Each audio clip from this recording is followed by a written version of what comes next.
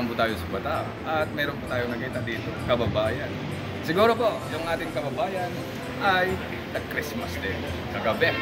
At, Hinahanap niya yung Bito. si Bito? Oo, siya yung hinahanap. Wala, umuwi na ng Pinas yun. Basta na pala, si Bito. Wala na si Bito. Okay.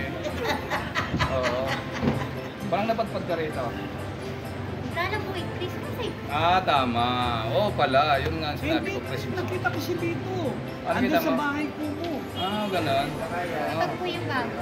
Oo pala, no? May ano pala doon. May kainan pala doon, no? Oo. Tama, no?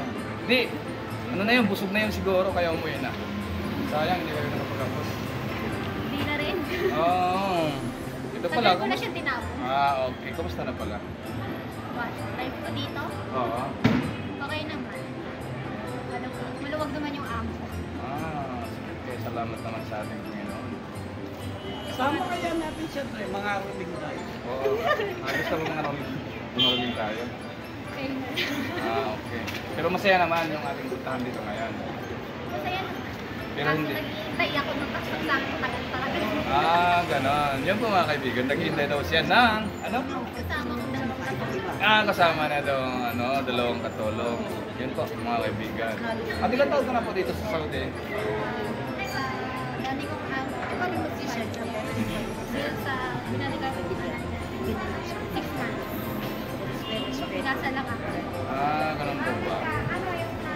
Pero nagtatrabaho ka sa bahay? Sa bahay. Yun po, mabuhay yung ating OFW. Kabayan, nagtatrabaho po sa bahay. Ay, taga saan pala sa atin? Bulacan, taga Bulacan. Ano na lang, pasyarap na lang po sa atin yung mga kababayan doon sa Bulacan. Sa mga taga-Bulacan niya. Ayun, cute naman. Sana all. Yan po mga kaibigan, maraming salamat po at sa ating kababayan ay napadpad dito po sa Bata.